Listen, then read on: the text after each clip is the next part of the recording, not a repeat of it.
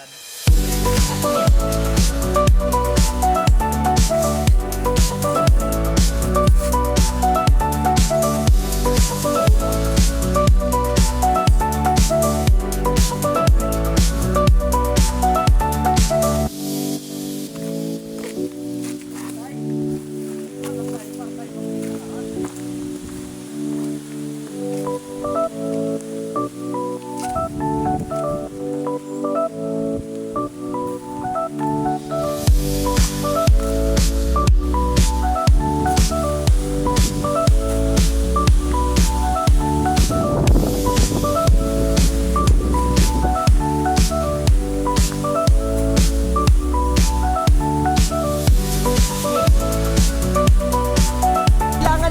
Siguraduhin ang magandang bukas, sanihin ang matatamis na ubas. Ikaw ang inspirasyon at siyang magsisilbing lunas sa pagtawid at pagpasok ko sa matidilim na butas.